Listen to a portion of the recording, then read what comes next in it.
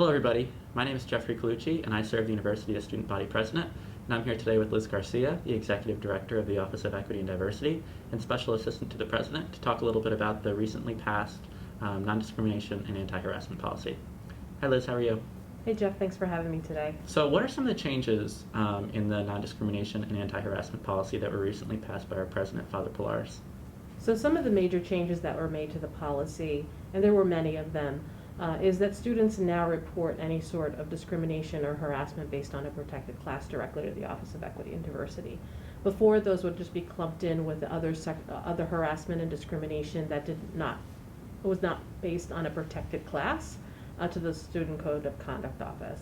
So what that does really is create a situation where students know that they can come to this office, that Christine and I, who is the assistant director for the office, we're trained on how to conduct investigations and how to deal with issues relating to protected class discrimination and harassment. So that's one major change. The other part is that because it is new for students in that policy, we've also created a process which is pretty clearly set forth in the policy of how things will move forward.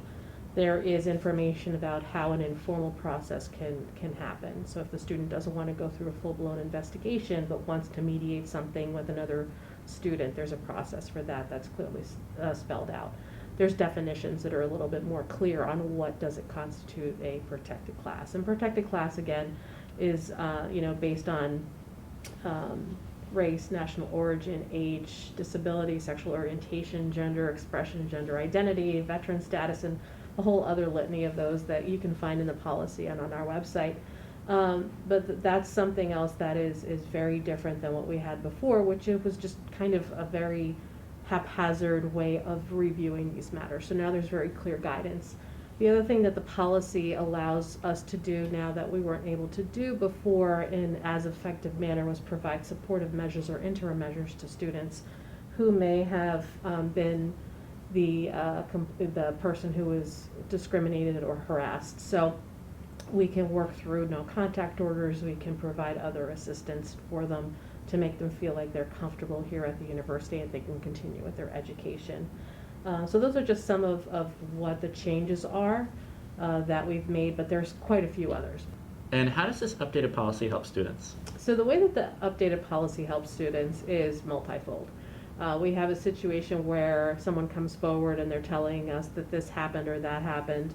Christine and I are trained to pick up on the nuances of what people are telling us and seeing how they connect and how the policy may have been violated.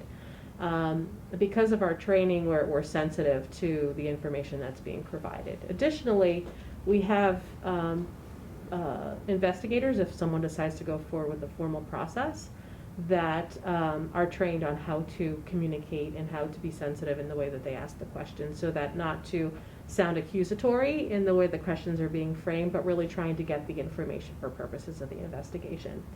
The other part is that we try to remain neutral throughout the process. We're not going to judge one way or another. We're listening for the facts. And so because the other part is that students have a lot more involvement in their process. They can bring in witnesses, but there's always like a time to think about it. It's not all done at the same time. People can continue to provide evidence until that final report is done.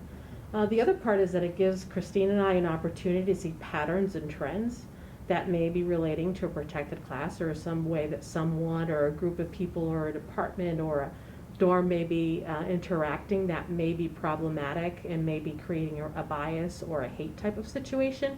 So even though it may not be something that we can go forward on like a policy violation, if we see a pattern, we can then provide training and education to where we see some problems brewing, even if it may not be a violation of the policy. So it's an attempt to really get ahead of problems becoming very problematic. If it sounds a little silly, but it is what it is. So could you provide some examples of when a student might report under this policy?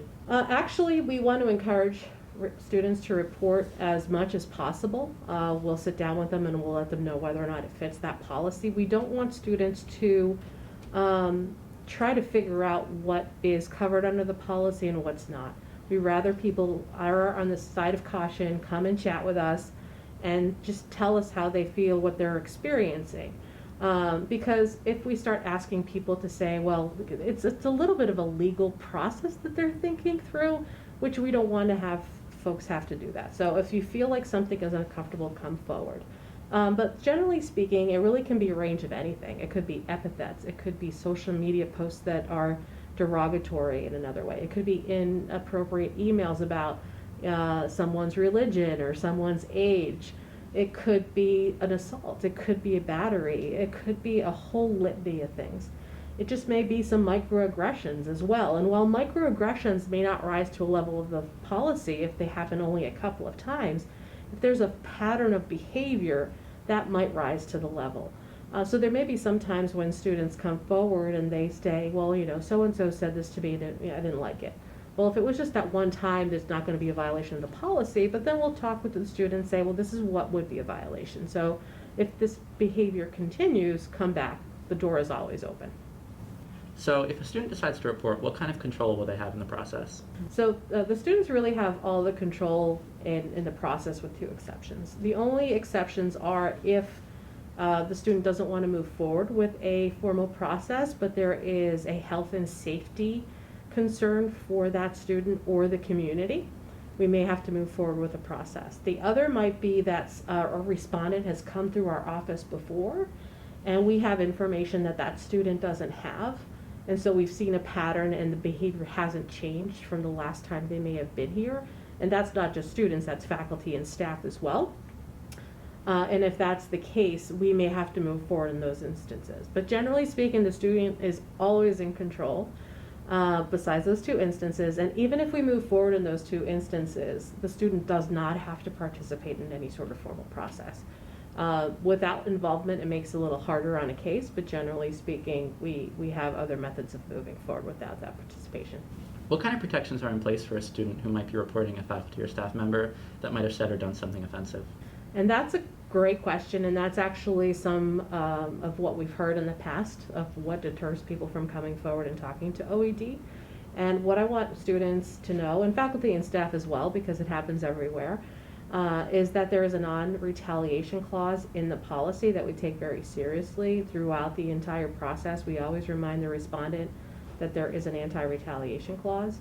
If the student or whoever is reporting the instance feels like they are being retaliated, the line of communication between the student and myself or Christine, who will be overseeing the cases, is always open. We talk to them. We have different things that we can do and put in place to assist if retaliation is happening. It could be as simple as at the end of the semester, you come to me and you say, Liz, I filed a complaint and I feel like my grade was impacted by that. There's different things that Christine and I can do by going to the dean's office or to one of the academic departments and saying, hey, could you look at this grade and see if it's a truly deserved grade or whether or not there may have been a different influence. So you do have the ability to get your grade looked at again. Well, thank you so much, Liz, for your time today to talk about the recently updated non-discrimination and anti-harassment policy. Thank you very much, and I do want to encourage people to come forward. Don't assume that we know what's going on. Don't assume that a faculty, staff member, or another friend of yours report it. If you don't even want to share with us the name of the people who were involved, but you want to talk through it with us, give us a call. We're always happy to talk to anybody. Sounds good. Thank you, Liz. Thank you.